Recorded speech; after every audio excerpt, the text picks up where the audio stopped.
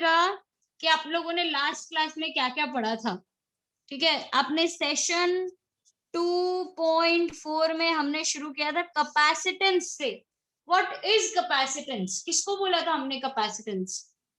Yes, Moksh. What is capacitance? It is the property of the material that holds the electric charge, and its energy is stored in the form of electric field. It is a property of the material by which it can store electric charge and energy in the form of electric field. Right? ये capacitance का formula क्या था? Yes, Devolina.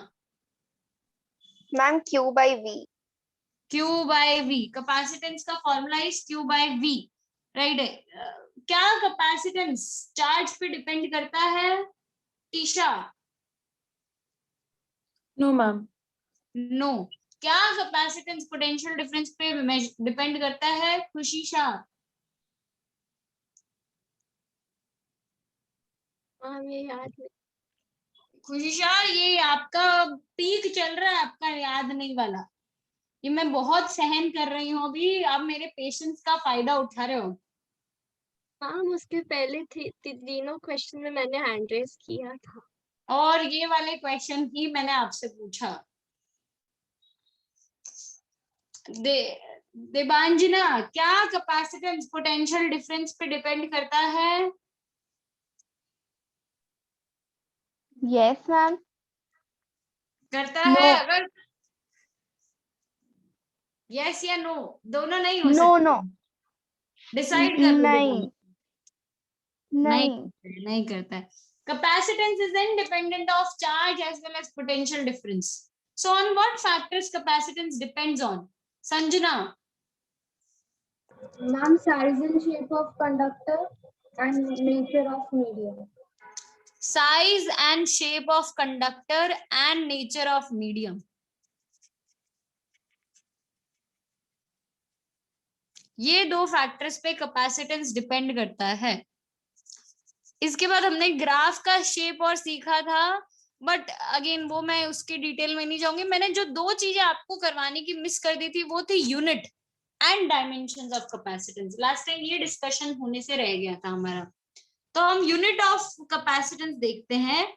Charge का SI unit क्या होता है? What is the SI unit of charge? Coulomb. Coulomb. और potential difference का? Volt. वोल्ट। तो एक्चुअली कैपेसिटेंस का एसआई यूनिट जो होना चाहिए वो होना चाहिए कूलम पर वोल्ट, लेकिन इसको हम बोलते हैं farad. 1 farad is equal to 1 coulomb per volt. ठीक है। डायमेंशंस, चार्ज के डायमेंशंस क्या होंगे? 80. 80। और potential difference? ml2 t minus 3 a minus a1. A minus 1. अरे almost there. Very good Manas, I appreciate your efforts. ये याद रखने की जरूरत नहीं थी, आप डिराइव भी कर सकते हो, but very good Manas. Work done per unit charge से आप डिराइव कर सकते हो इसको। ml2 t raised to -3 a raised to -1, इसको ऊपर ट्रांसपोर्ट करेंगे तो ये आएगा m-1 l raised to -2 t raised to 4 a raised to 2। तो dimensions of capacitance would be m-1 l raised to -2 t raised to 4 and a square, right. Capacitance ना तो charge पे डिपेंड करता है ना पोटेंशियल डिफरेंस पे। एक और स्टेटमेंट इसके लिए यूज किया जाता है जो इसका यूनिट है उसके लिए। 1 farad is a very large unit of capacitance. 1 farad is a very large unit of capacitance. Therefore, we use smaller units of capacitance like 1 millifarad, 1 microfarad, 1 nanofarad, and 1 picofarad. That is 10 raised to -12 farad, 10 raised to -9 farad, 10 raised to -6 farad, 10 raised to -3 farad. ये मिली, micro, nano, pico ये सब use किए जाते हैं। 1 farad नहीं use किया जाता। क्यों नहीं यूज किया जाता उसके पीछे का रीजन अभी हम जानेंगे। लेट अस कंसीडर, इस सेशन में 4 डेरिवेशन है, मैं पहला करने जा रही हूँ। पहला डेरिवेशन है, let us consider a spherical conductor Let us consider a spherical conductor of radius r having charge q. Derivation का नाम है capacitance of a spherical capacitor. Spherical capacitor भी बोल सकते हो और spherical conductor भी बोल सकते हो. फिर से मैं रिपीट करती हूँ. Let us consider a spherical conductor of radius r and having charge q.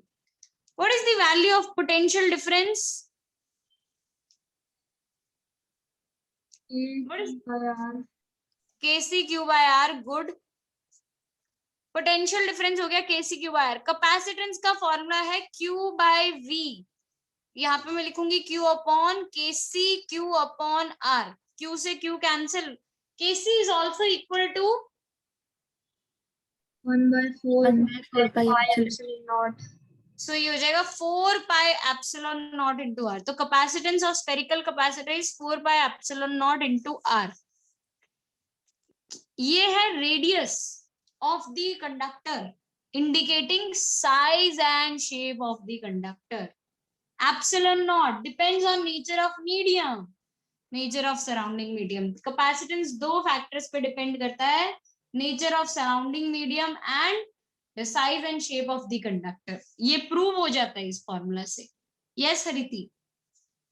Ma'am epsilon not तो सिर्फ वैक्यूम के लिए यूज होता है ना, तो जैसे मीडियम चेंज होएगा वैसे ही एप्सिलॉन नॉट की जगह एप्सिलॉन आ जाएगा. It depends on nature of medium. Okay है ना. आप मीडियम बदलो, ये एप्सिलॉन नॉट की जगह खाली एप्सिलॉन आ जाएगा. Done? अभी भी पर मेरे क्वेश्चन का आंसर नहीं आया कि जो मैंने क्वेश्चन पूछा कि वन ये फैरेड लार्ज यूनिट क्या, उसको प्रूव करने के लिए देखिए. अगर कैपेसिटेंस 1 फैरेड हो तो मेरे को क्या बोलना पड़े, 4 pi epsilon naught R is equal to 1. R is equal to 1 upon 4 pi epsilon naught. What is 1 by 4 pi epsilon naught equal to? kc Which is equal to 9 into 10 raised to power 9. 9 into 10 raised to 9 meters. अर्थ का radius कितना? ओह ये नहीं मालूम. मैं आज सच्ची में पंखा लटकने वाली मैं पंखे से आज. Radius of earth 9th standard 11th standard पूरा ग्रेविटेशन चैप्टर में इतनी बार पढ़ाया गया है. जनरल नॉलेज होना चाहिए इतना तो. 400 किलोमीटर. हाँ कौन है ये लड़का कौन है? 6378 नहीं नो शनोफी. 6400 किलोमीटर. 6400 किलोमीटर. वो और प्रिसाइज हो रही थी लड़की. 63 समथिंग.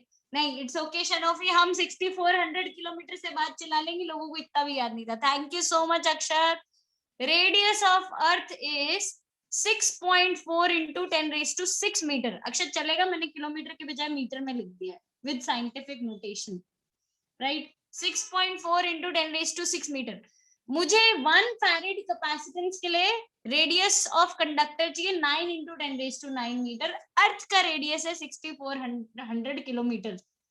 मतलब आर जो मेरे को रेडियस चाहिए ना, that is nearly 1500 times the radius of अर्थ.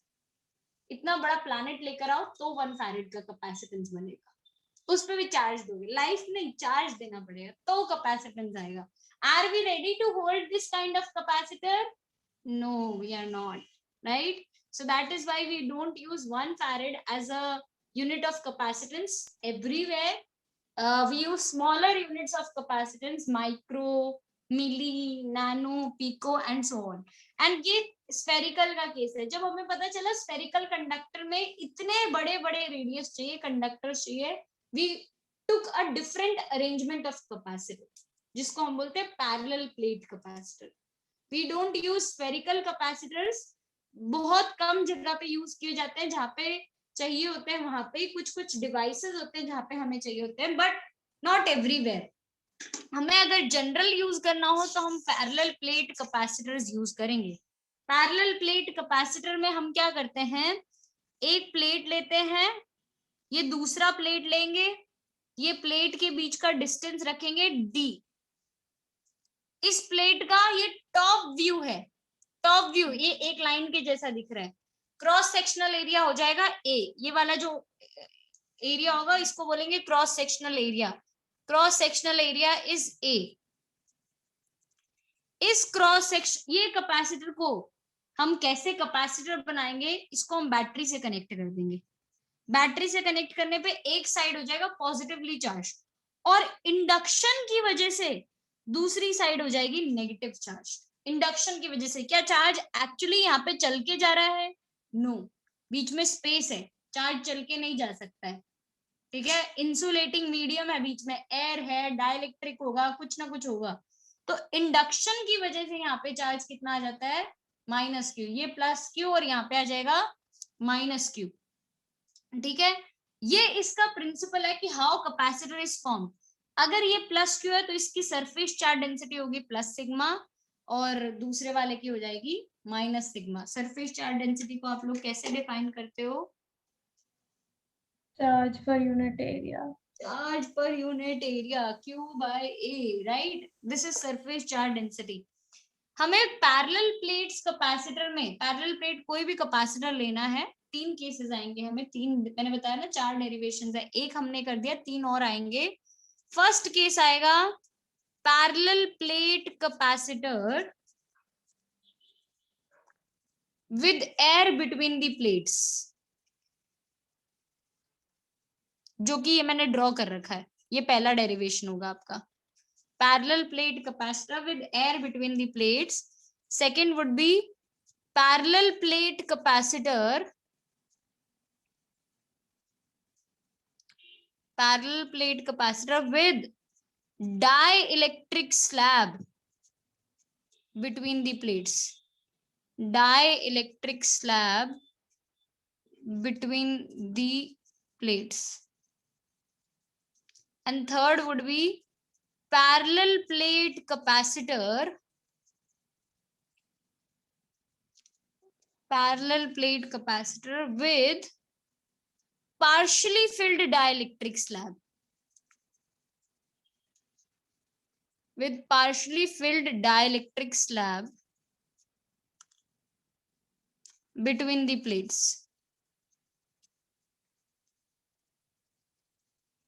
ये 3 डेरिवेशंस और आएंगे हम आज ही की क्लास में हम करेंगे। और अच्छी बात ये है, तीनों डेरिवेशन में सेम स्टेप्स फॉलो होंगे। Step 1, find the electric field between the plates. सब में यही होगा, पहले हम इलेक्ट्रिक फील्ड ढूंढ रहे होंगे between the plates. Second step would be finding the potential difference between the plates.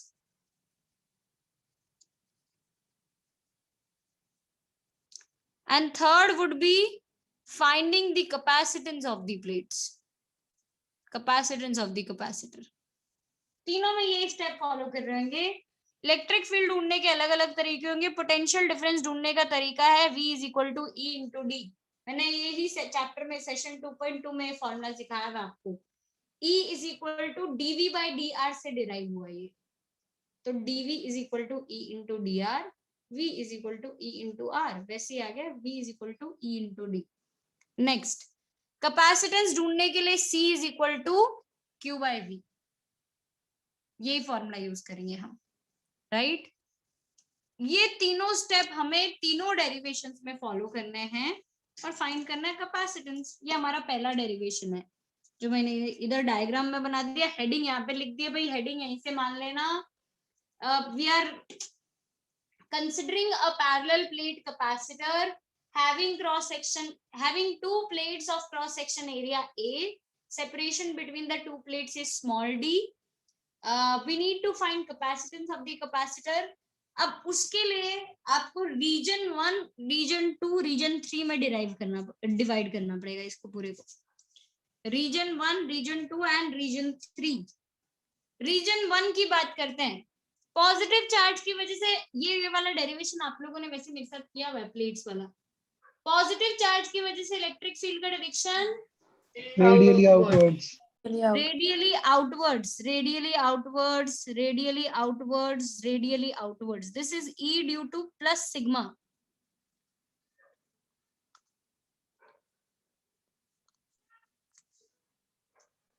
Negative charge की वजह से radially inward. radially inwards, and radially inwards. This is electric field due to negative charge. अब मुझे इस एक plate की वजह से इलेक्ट्रिक फील्ड का वैल्यू कितना था? एक प्लेट की वजह से। माय गॉड, चैप्टर 1 की टेस्ट देखे ये class. Ma'am sigma by 2 epsilon naught. Very good Shanofi, sigma by 2 epsilon naught. Electric field due to one plate is sigma by 2 epsilon naught. Sigma by 2 epsilon naught, sigma by 2 epsilon, but direction क्या है? Opposite. Net कितना हो जाएगा? 0। Reason 1 और reason 3 में 0। मैं लिखूंगी ऐसे ही।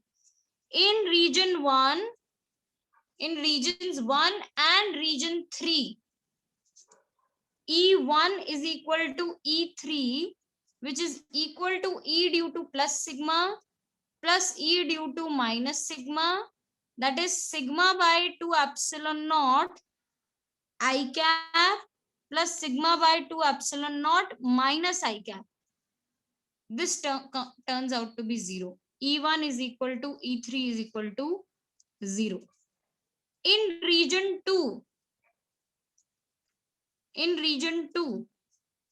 E2 is equal to E due to plus sigma plus E due to minus sigma, that is sigma by 2 epsilon naught I cap plus sigma by 2 epsilon naught I cap. ये आ जाएगा 2 sigma upon 2 epsilon naught I cap, which turns out to be sigma by epsilon naught I cap. मैं कौन सी field में interested हूं? E2, क्योंकि मुझे क्या चाहिए? Electric field between the plates. वो कितनी है? E2, which is equal to sigma by epsilon naught. ये इलेक्ट्रिक फील्ड आ गई। सेकेंड स्टेप हमारा पोटेंशियल डिफरेंस ढूंढना। फटाफट यहाँ पे नोट डाउन कीजिए, 15 सेकेंड्स।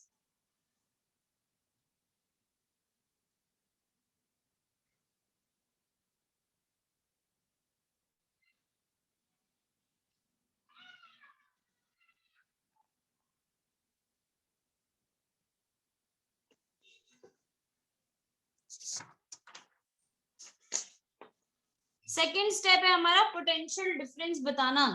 तो potential difference between the plates,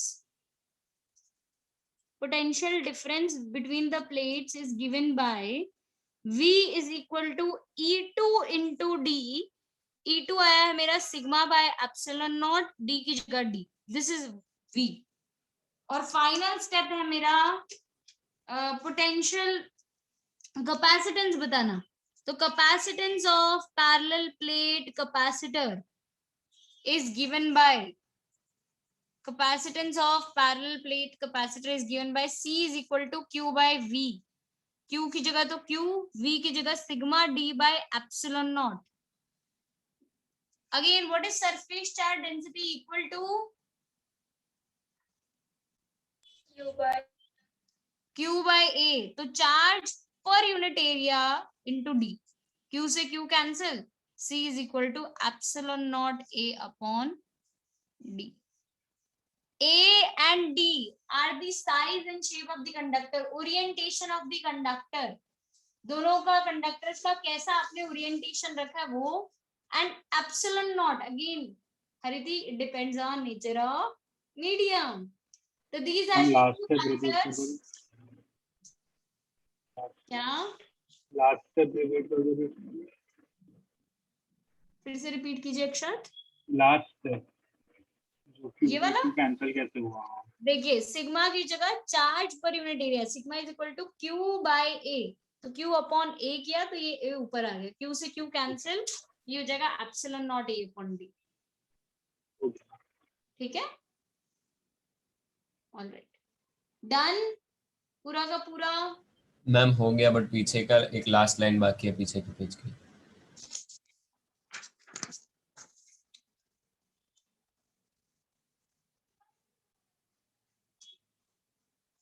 हेत उसके लिए नया फोन चाहिए। हो गया ना?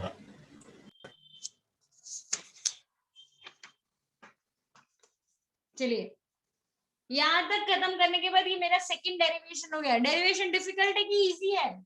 अभी तक जो किया उनसे इजी है कि नहीं है? अभी तक इस चैप्टर की शुरुआत में तो आपने खतरनाक डेरिवेशंस करके आए हो, सारे एक से बढ़कर एक, जिसमें एक में आपने पोटेंशियल डिराइव किया, दूसरे में पोटेंशियल ड्यू टू डाइपोल किया, फिर पोटेंशियल एनर्जी किया डाइपोल की। बाप रे बहुत खतरनाक थे ये डेरिवेशन, बड़े मैकेनिकल से हैं सारे में, एक ही स्टेप चलते रहेंगे, राइट।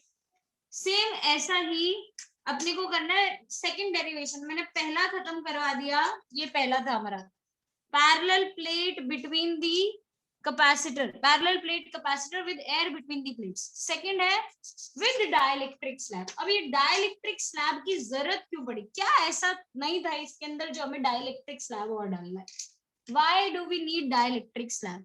तो मैं हेडिंग डालूंगी पहले व्हाई डाइलेक्ट्रिक स्लैब, फिर डेरिवेशन करेंगे हम। ये पूछा जाता है इसी के लिए करवाया जा रहा है, बाकी ऐसा कोई मेरे को आपको एक्स्ट्रा ज्ञान देने का जरूरत नहीं है, फिर भी पूछा जाता है इसलिए हम करवा रहे हैं। तो why dielectric slab is inserted between the plates of the capacitor? There are 3 reasons for the same. चलो देखते हैं।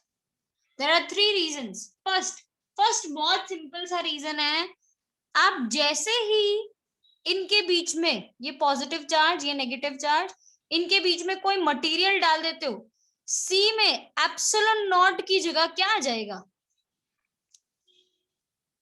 Epsilon. Is there any relation between epsilon and epsilon naught? Epsilon are relative. ऐसा भी बोल सकते हैं ना, K times epsilon naught. K is dielectric constant which is nothing but epsilon r, right? ये K का वैल्यू कहां से कहां वेरी करता है? What is the range of this K?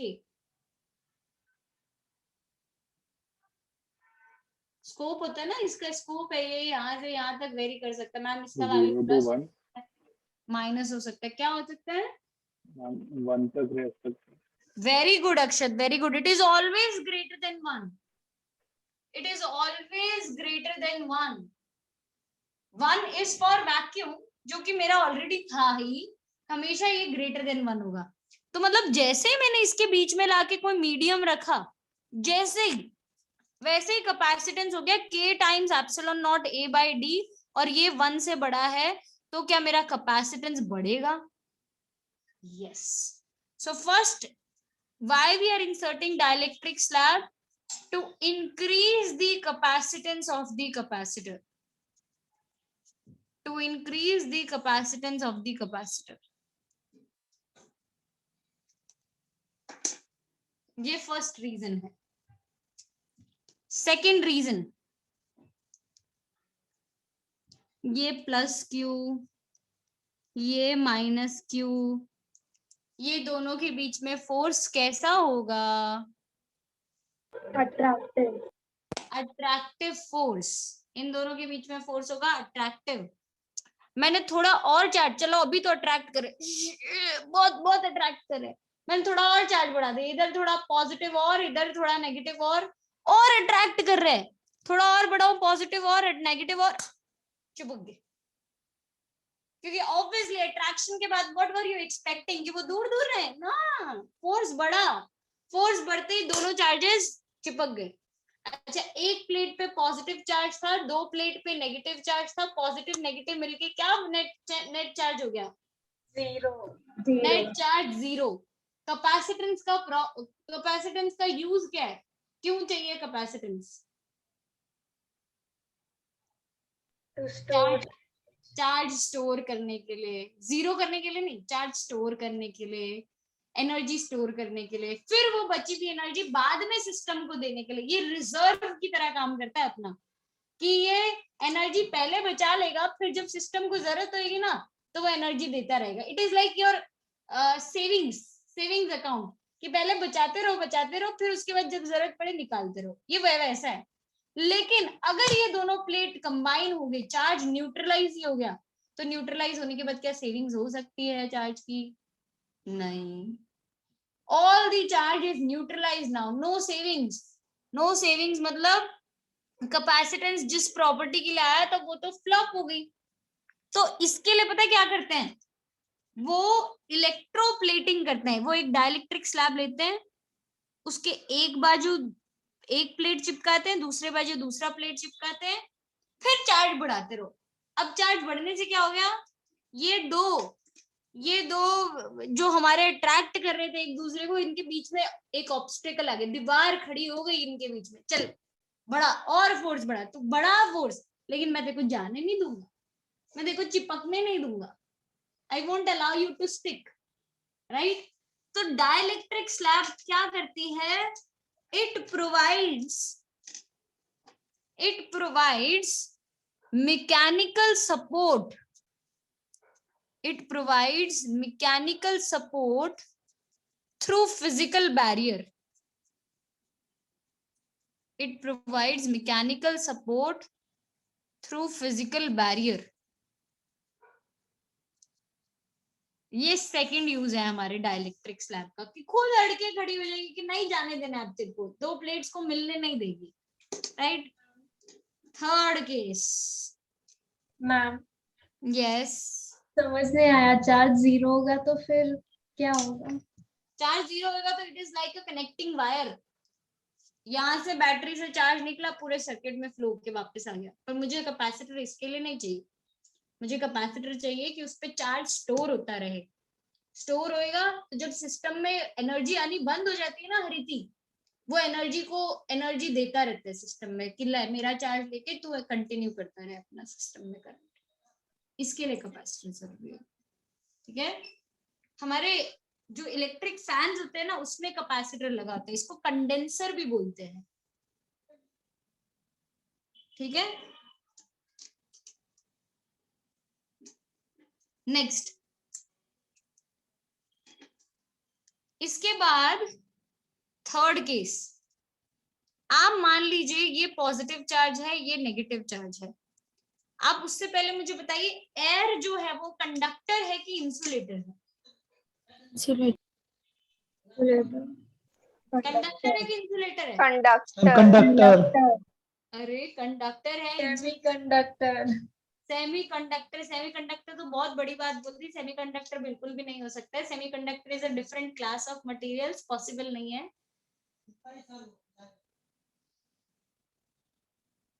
बताइए बताइए, डिसाइड। अच्छा किस बेसिस पे आप बोल रहे हो? कंडक्टर है मैम कंडक्टर। क्यों? देखो Leena, let me give you one pollutant की वजह से।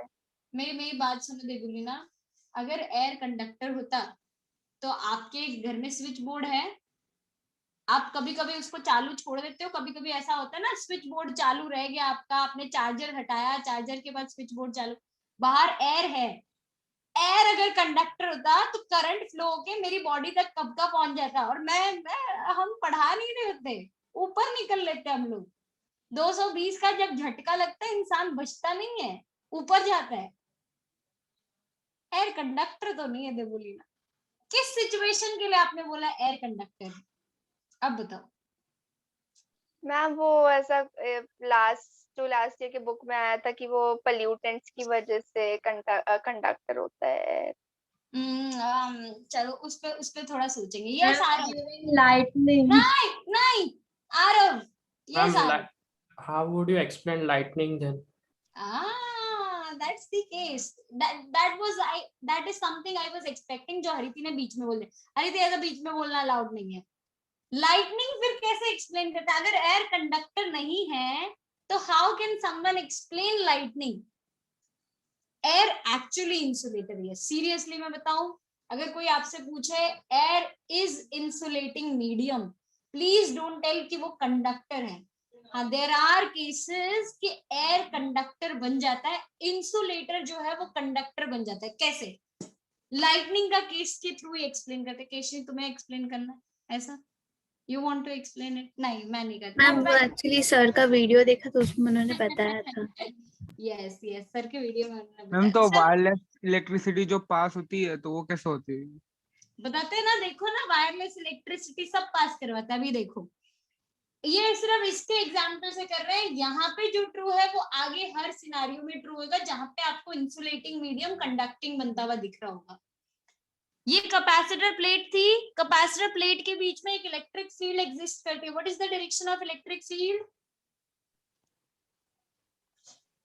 Positive to negative. Thank you दोस्त, आपने मेरी जान बचा ली. It is from positive to negative charge. Electric field is from positive to negative charge. Air में कुछ मॉलिक्यूल्स एग्जिस्ट करते हैं, बट मॉलिक्यूल्स एग्जिस्ट करने का मतलब ये नहीं है कि उनमें पॉजिटिव नेगेटिव चार्ज नहीं होता है, उनमें भी पॉजिटिव नेगेटिव चार्ज होता है. ये इलेक्ट्रिक फील्ड के इन्फ्लुएंस में पॉजिटिव चार्ज इलेक्ट्रिक फील्ड की साइड पे शिफ्ट होता है, नेगेटिव इलेक्ट्रिक फील्ड के ऑपोजिट डायरेक्शन में शिफ्ट होता है. ये हमने लास्ट क्लास में भी सीखा था कि डाइलेक्ट्रिक मीडियम को आप रखते हो तो पॉजिटिव इलेक्ट्रिक फील्ड की डायरेक्शन में जाता है, नेगेटिव इसमें जाता है. इसको हम बोलते हैं पोलराइजेशन होना. ठीक है, मैंने चार्ज और बढ़ाया. If charge increases what happens to electric field? Decrease. Increases bro. ऐसा नहीं करने का यार bro, this is not fair. If charge increases electric field also increases. It increases. ये पॉजिटिव स्ट्रेच, स्ट्रेचिंग की प्रैक्टिस चल रही है इसकी. फिर से चार्ज बढ़ाया, बोलो इलेक्ट्रिक फील्ड पे क्या इफेक्ट आएगा? इंक्रीज. हे तो आप जो बोल रहे हो मेरे को आवाज नहीं आ रही आपकी. It again increases. Increases positive negative. ओ बहुत ज्यादा स्ट्रेच हो गया.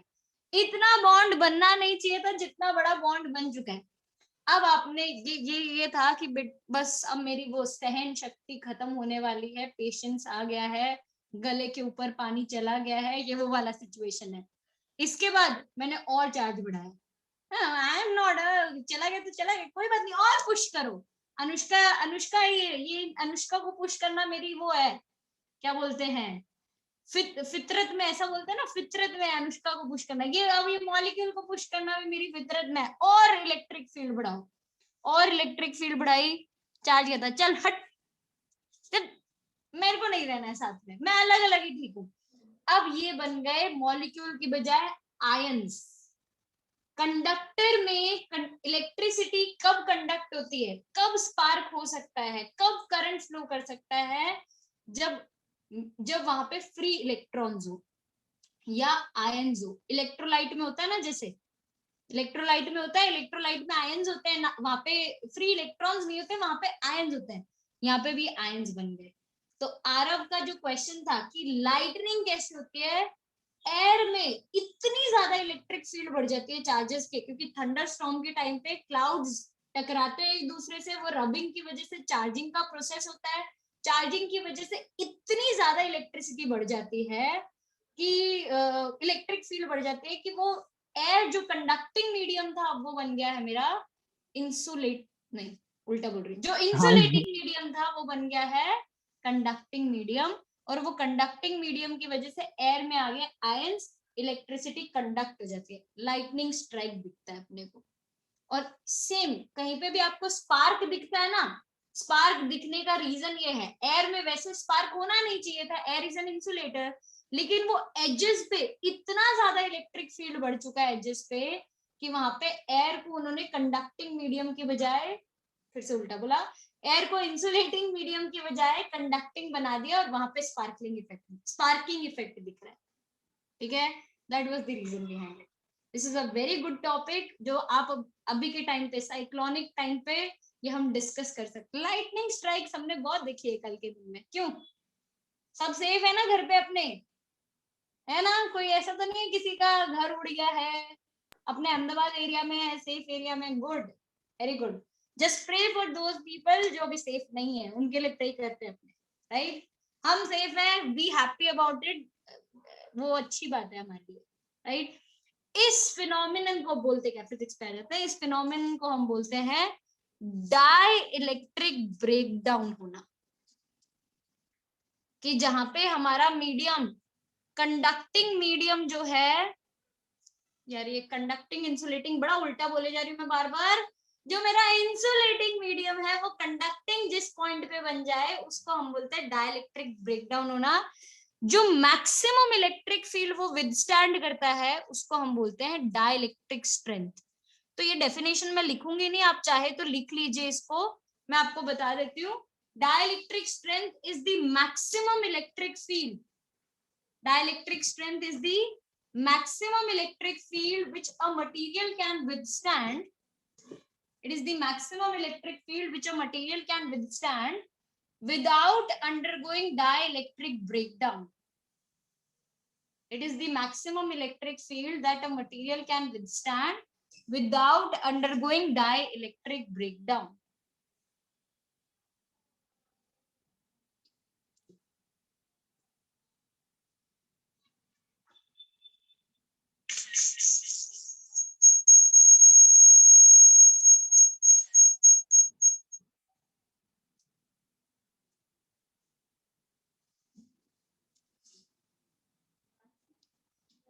नेक्स्ट यहाँ पे खत्म कर दिया, तो अपने इसके सेकंड डेरिवेशन पे आ सकते हैं। अब हमें पता चल चुका है हम डाइलेक्ट्रिक स्लैब क्यों इंसर्ट कर रहे हैं। सेकंड का हेडिंग देख लो, हेडिंग मैं दोबारा नहीं लिखूंगी, बहुत आलस आता है मुझे।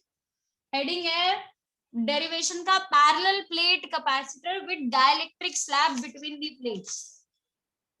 With dielectric slab between the plates हमारा स्टेप्स वही रहेंगे, we are not going to change the steps. मैं फिर से एक पैरेलल प्लेट कैपेसिटर कंसिडर कर रही हूं जिसका एक प्लेट का चार्ज है +Q, दूसरी प्लेट का चार्ज है -Q।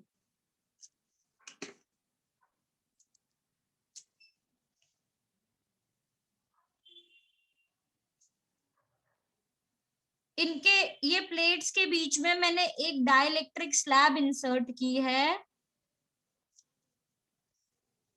जिसका डाइलेक्ट्रिक कांस्टेंट है K। डाइलेक्ट्रिक कांस्टेंट है K। The slab is completely filling the space between the plates. Cross sectional area है प्लेट का A। Cross sectional area is A. Slab is completely filling the plates. पहले मुझे, अगर मान लीजिए dielectric slab नहीं होता, if dielectric slab was not present, when dielectric slab, DSE लिख रही हूं मैं, आप पूरा लिखोगे, when dielectric slab is not inserted, what was the electric field between the plates of the capacitor?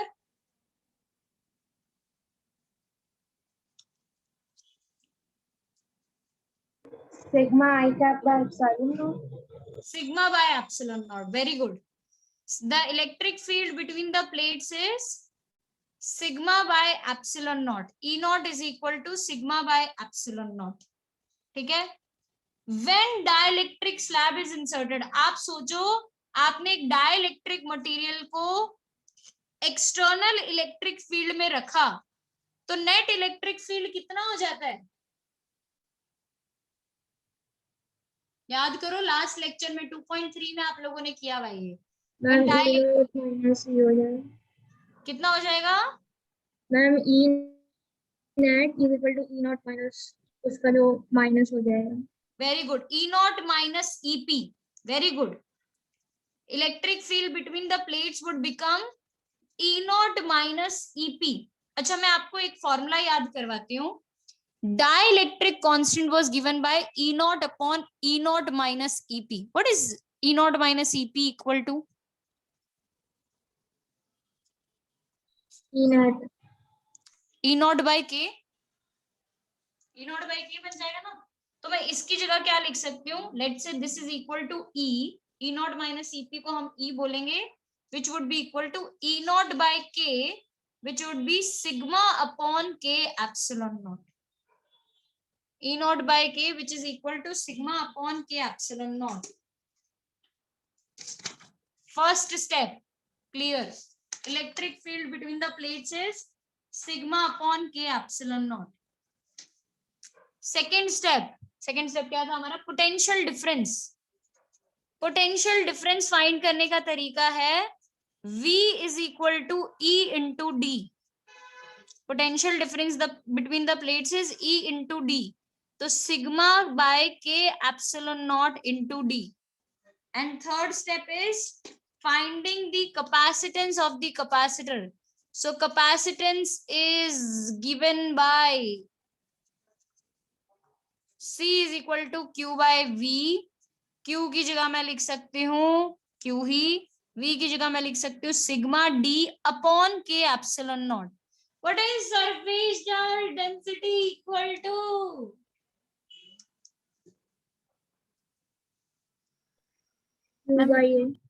Q by A. So ये बन जाएगा Q K epsilon not A upon Q D. Q से Q cancel. K epsilon not A by D is C, which implies capacitance increases by K times. पहले वाले case से compare करके देख लो, capacitance increases by K times. Second derivation done. Theory में ज्यादा time लगता है, डेरिवेशन में कम ही लगता है. Second done.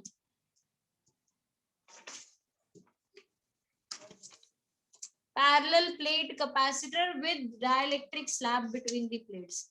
Third है parallel plate capacitor with partially filled dielectric slab.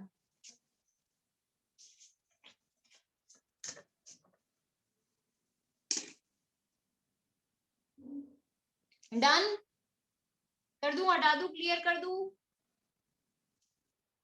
Mansi लिख रही है, मानसी फटाफट जल्दी जल्दी जल्दी जल्दी जल्दी.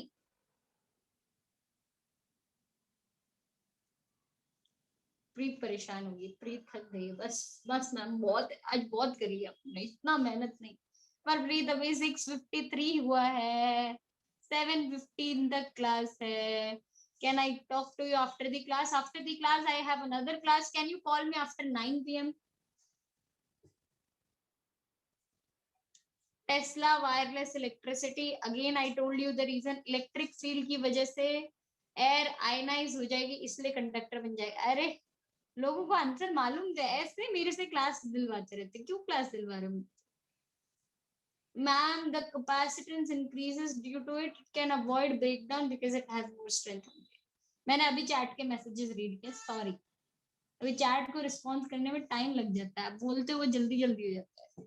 चलिए थर्ड जो हमारा लास्ट डेरिवेशन है इस सेशन का, third derivation.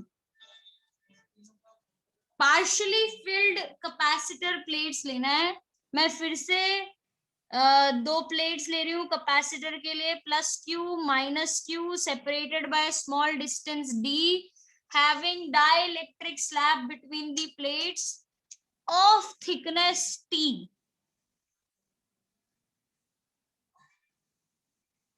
Of thickness T. Dielectric constant K है, थिकनेस इसकी है T. अगर ये थिकनेस T है तो बचा हुआ डिस्टेंस कितना हो जाएगा जिसमें डाइलेक्ट्रिक स्लैब नहीं है? D minus T. ठीक है. The remaining portion would be D minus T. Electric field outside the dielectric. Electric field outside the dielectric. कितना मिलेगा हमें outside the dielectric electric field? आपने फाइंड आउट किया है, जो फर्स्ट डेरिवेशन में आया था वही है, उसके अलावा कुछ नहीं. E naught is equal to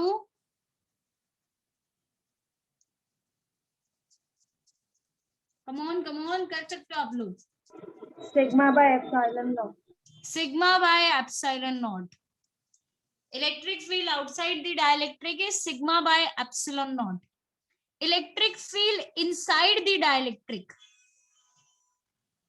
वो कितना होगा?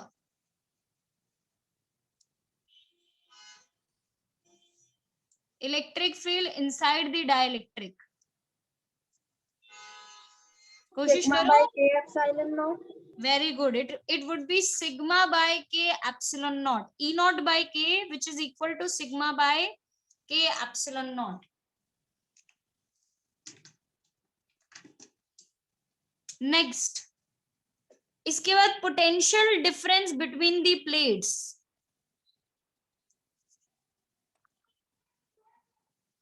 Potential difference between the plates is given by. अब पोटेंशियल डिफरेंस जो है वो दो इलेक्ट्रिक फील्ड की वजह से आएगा. एक जो D minus T डिस्टेंस तक है, दूसरी जो T डिस्टेंस तक है.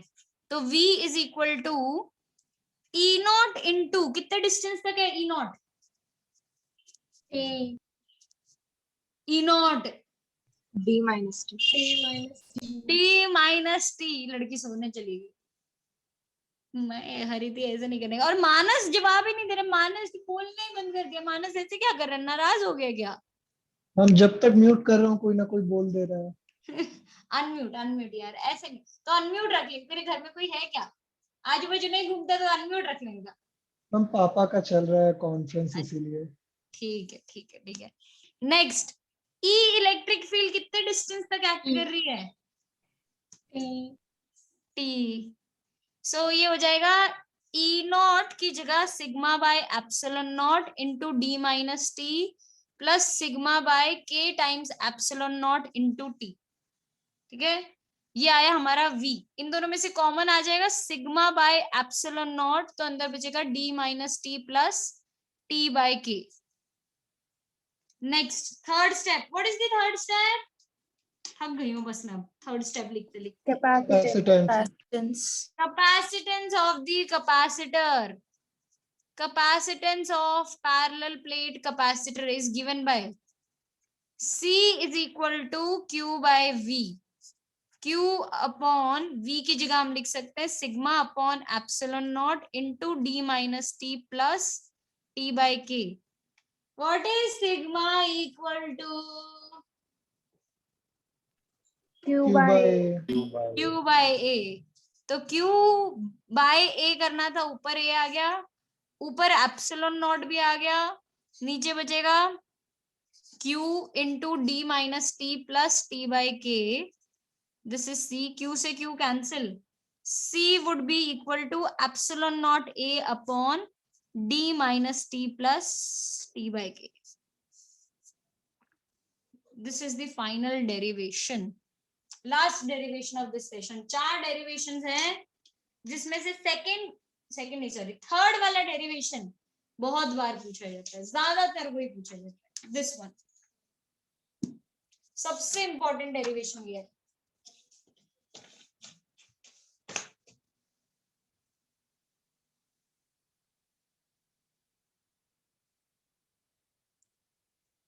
कंप्लीट कीजिए। यस मोक्ष।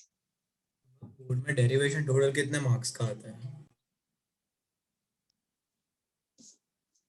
मोक्ष पेपर होए तो बताएंगे। हम ऐसे अज्यूम कर सकते हैं कि कितने आप अज्यूम कर सकते हो? 70% थ्योरी होता है, 30% न्यूमेरिकल होता है। Theory consist of application based questions, derivations and what other kind of question, graph based question, drawing based question and so on।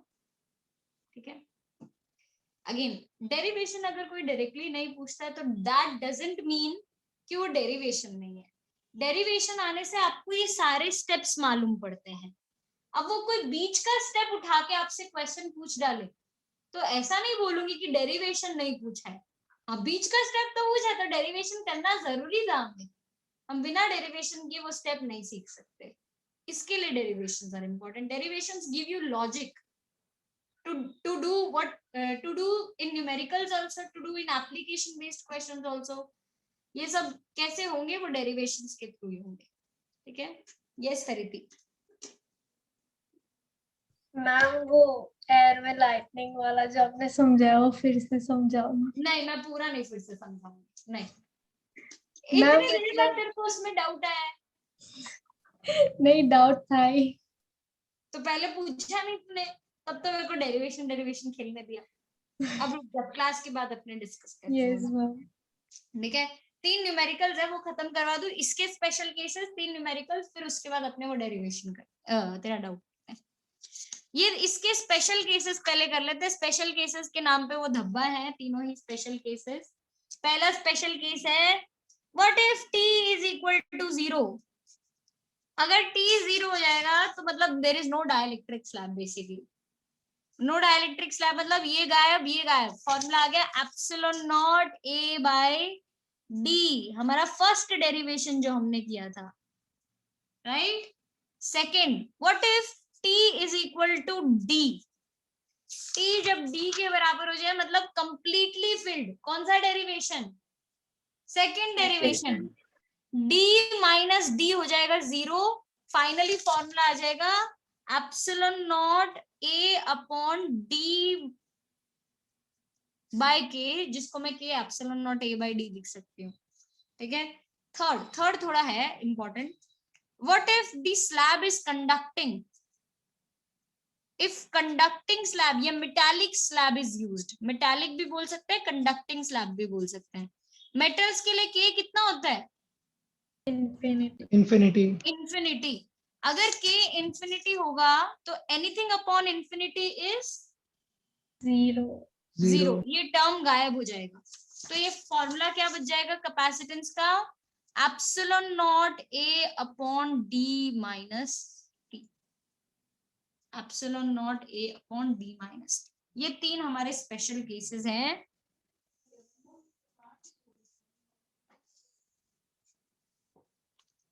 इस पर्टिकुलर डेरिवेशन के, and there we complete session 2.4। इस session में 3 numericals हैं homework sheet में। Homework sheet 2.4 13th question से मैं start करूंगी। तीनों ही न्यूमेरिकल्स बड़े ही इजी हैं, फॉर्मूला बेस्ड डायरेक्टली। मैं आपको गिवन बता दूं तो भी आप कर दोगे खत्म। ठीक है, तो चलो अपने स्टार्ट करते हैं फटाफट। रुद्रराज, आपके पास नोट्स हैं? Can you read 13th question, Rudraraj, for us? Unmute करना पड़ेगा पर उसके लिए। सॉरी, हो गया? यस, अनम्यूटेड है। एक ही सेकेंड। ये मेरा थोड़ा ऊपर आ गया। Solved examples.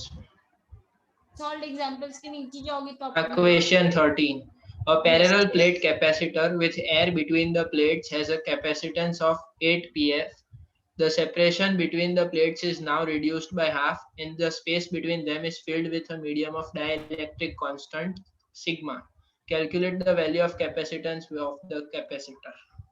डाइलेक्ट्रिक कांस्टेंट ये 6 लिखा है कि सिग्मा लिखा है? 6 है, 6। अच्छा 6 है। तो डाइलेक्ट्रिक मैं हर बार कांस्टेंट कंफ्यूज हो जाता हूँ उसमें। ठीक है, कोई बात नहीं। और व्हाट इज पीएफ? वो भूल गया। आज की क्लास में बताया था मैंने। आज ही बताया।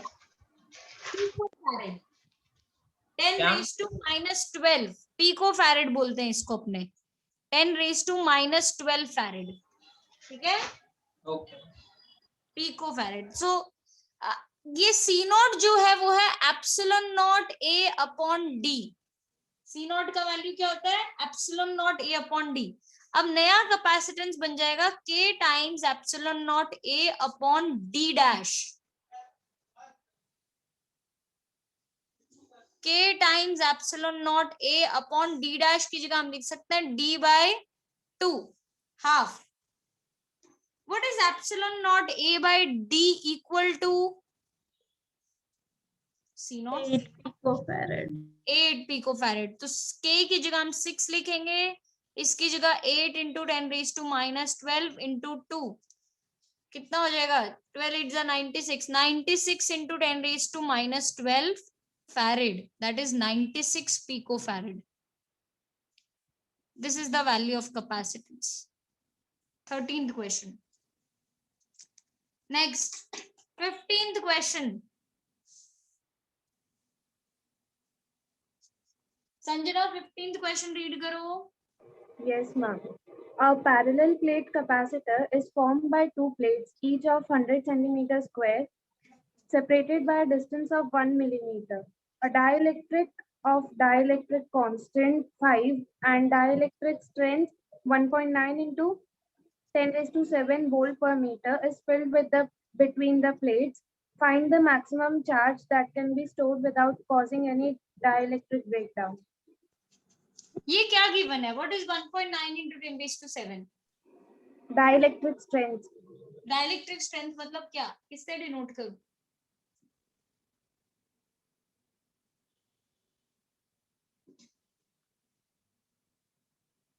बोलो बोलो, what was dielectric strength?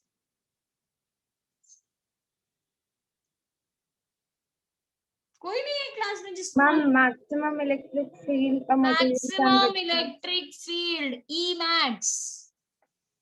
This is Emax. Emax से मुझे Qmax निकालना है। तो चार्ज निकालने के लिए हमारे पास चार्ज का फॉर्मूला है C into V max. C की जगह मैं लिख सकती हूँ K epsilon not A upon D, और V मैक्स की जगह हम लिख सकते हैं E मैक्स इंटू D।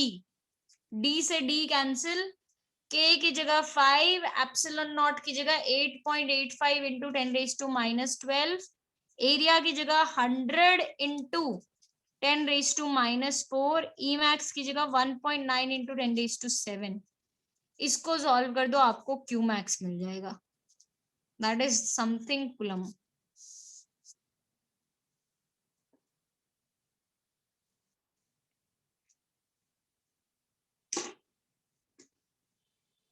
ठीक है, सब वैल्यूज में फॉर्मूला में सब्स्टिट्यूट करो, आंसर आ जाएगा। Next 14th question. 15 सेकेंड है आप लोगों के पास, जल्दी जल्दी खत्म कर दो।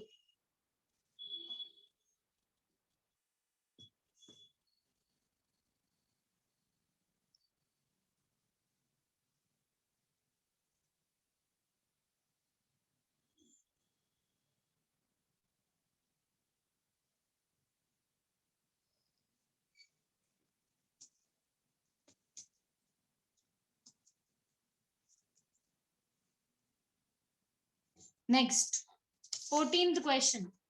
ध्वनित 14th क्वेश्चन रीड करो।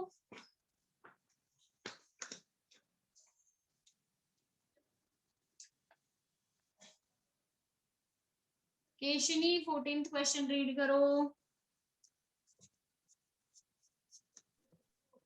A dielectric slab of thickness 1 centimeter and dielectric constant 5 is placed between the plates of a parallel plate capacitor having a plate area 0.01 meter square and the plate separation of 2 centimeter. A. Determine the increase in capacity on introduction of dielectric. B. What would be the capacity if the dielectric slab were a conducting slab? देखो second वाला मैं पहले second वाला ही कर देती हूँ, second बहुत easy है। डाइलेक्ट्रिक स्लैब वाले कंडक्टिंग स्लैब में सीधा फॉर्मूला है C dash is equal to epsilon not A upon D minus T, because for this case K is equal to infinity. पहले ये लिखना फिर ये लिखना, फर्स्ट ये फिर ये सेकंड। तो एप्सिलॉन नॉट की जगह 8.85 इंटू 10⁻⁻12 इंटू एरिया की जगह 0.01 मीटर स्क्वायर अपॉन ये आएगा 0.02 माइनस 0.01, क्योंकि ये 2 सेंटीमीटर मतलब 0.02 मीटर और ये 0.01 सेंटीमीटर्स। तो इसको माइनस किया तो हमें मिलेगा 8.85 इंटू 10⁻⁻12 इंटू 0.01 अपॉन 0.01। कैंसिल हो गया पूरा, इससे आंसर आ गया C dash is equal to 8.85 into 10⁻⁻12 farad, which is 8.85 pico farad. ये हमारा कैपेसिटेंस है, लेकिन ये सेकंड केस मैंने पहले किया है। फर्स्ट केस हमें इंक्रीज इन कैपेसिटी ढूंढनी है, तो पहले हमें C नॉट फाइंड करना है। C not is epsilon not A by D, मतलब 8.85 इंटू 10⁻⁻12। एरिया की जगह मैं लिख सकती हूँ 0.01 अपॉन डिस्टेंस की जगह मैं लिख सकती हूँ 0.02। ये पॉइंट से पॉइंट कैंसिल, ये सॉल्व करने पे आएगा 4.425 into 10⁻⁻12 farad, that is C naught. Next C dash is equal to C dash तो मैंने उधर ले लिया, इसको खाली C ले लेते हैं। C is equal to epsilon not A upon D minus T plus T by K। इसको सॉल्व करेंगे तो 8.85 into 10⁻⁻12 into 0.01 upon 0.02 minus 0.01 plus 0.01 upon 5।